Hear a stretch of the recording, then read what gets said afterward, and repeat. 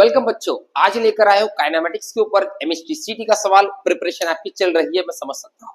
क्या है सवाल? सवाल 2025 से रिलेटेड है। सवाल अगर मैं पढ़ूं, a car is moving with speed v, stop in a certain distance when brake produce deceleration a.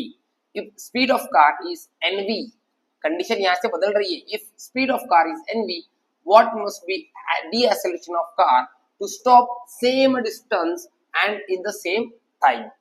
सवाल को गहराई से समझ को अगर बोलूं मैं, तो भैया ये बता रहा है कि एक गाड़ी जो 20 स्पीड से चल रही थी, वो रफ्तार चलते चलते उसने ब्रेक दबाया तो डी एक्सेलरेशन हुआ ए।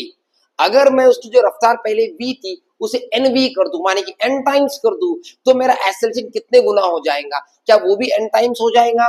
वो n स्क्वायर टाइम्स हो जाएगा? n क्यूब टाइप हो जाएगा? वो हमें निकालना है।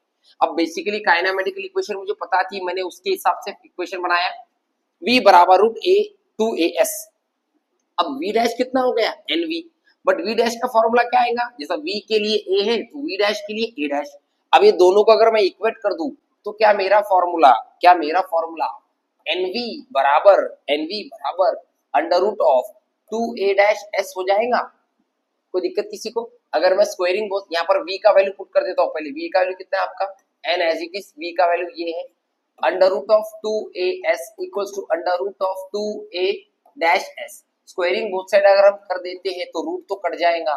यहाँ n स्क्वायर 2as, यहाँ आ जाएगा 2a dash s, 2s get cancel, तो आपका n स्क्वायर a बराबर a डैश, माने कि नया वाला acceleration n square time a आ गया, माने कि ऑप्शन नंबर सी।